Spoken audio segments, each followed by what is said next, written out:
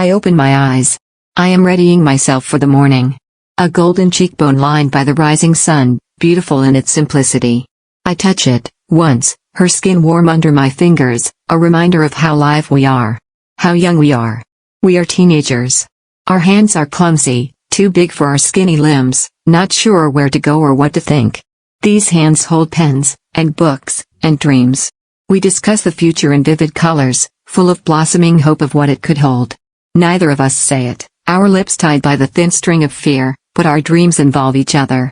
Neither of us knows what love means, our kisses fueled by wandering hands and inexperienced tongues, but I know the lines of her face better than I know the words of my textbook.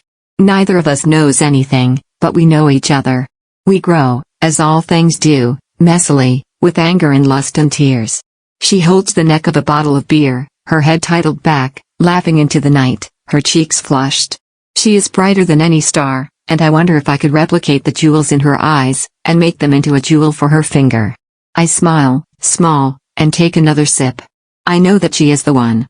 Our wedding is small, but loud, screams of joy echoing from every lively corner. Her mother gives me a talk, my mother gives me a heart attack. All I can feel is the creases of her hand enveloped in mine, and the sweet press of her lips on my face. I do. You do nothing.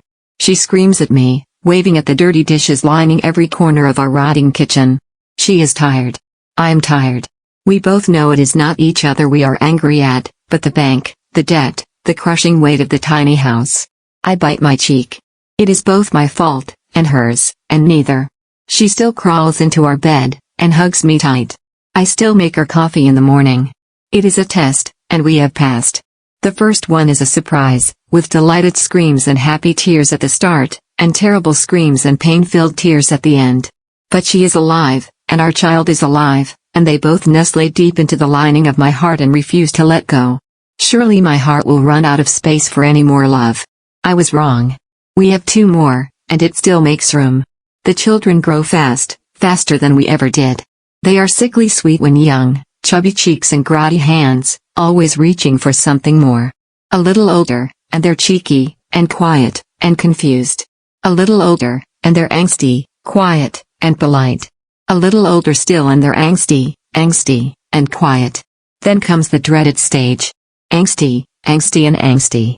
Teenagers. A little older, and it's going, angsty, and angsty. Then gone, going and angsty. Then gone, and going. It's not long before the last kisses us both on the forehead and thanks us for the privilege of receiving our love. I hold her hands. Love is not a privilege, I say, it is a necessity. She smiles, and thanks us anyway. She was always far too polite. We move into a smaller house. Cozy, not cramped. It brings back memories of our first place. Don't talk about that. She says, that place was awful. She smiles more now, and fills her days reading books and making bread. I kiss her neck as she makes cookies, and she playfully pushes me away. She thinks I only want chocolate, but her love is the sweetest thing in our kitchen. She takes up knitting, and I joke that she's getting old. She pretends to disagree, but we both know I'm right. My knees scream every time I bend to remove the weed from our growing garden. She gets sick. She survives. I get sick. I survive. She has glasses now, small and oval-shaped, perched on the top of her nose. The kids in the neighborhood call us Gran and Pops. Apparently, according to our son, we have a reputation. I disagree, of course. The only reason she makes cookies for the school children is so they don't drive their chunky bikes through my nice flowers. So what if I help them fix their punctured tires? So what if she makes them fresh lemonade? So what if we told them just ask him on a date, he told me he liked you the other day? That doesn't mean we like the buggers. The young men flirt with her, as a joke. They say she's the most beautiful thing they've ever seen. I growl at them, of course, but only because they're right. Our faces are lined with wrinkles now, and my hearing is half gone.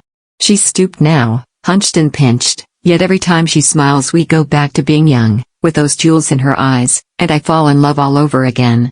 We don't go out to the kids anymore. They come to us, and a young man helps her make the cookies when her hands shake, and a young woman helps me with the weeds when my knees give. I hear on the news every day about the new generation being lazy, and I shake my head every time. These kids are just growing the way all things grow. Messily. I wake up one morning to the sweet sound of birds. I wake up one morning to the smell of fresh grass. I wake up one morning, the sun peeking over the horizon, its gentle limbs stroking our faces from the window. I wake up one morning. She doesn't. A golden cheekbone lined by the rising sun, beautiful in its simplicity. I touch it, once, her skin cold under my fingers. A reminder of how long we had together, how lucky we were. I close my eyes and let myself slip into the night. Thank you for listening.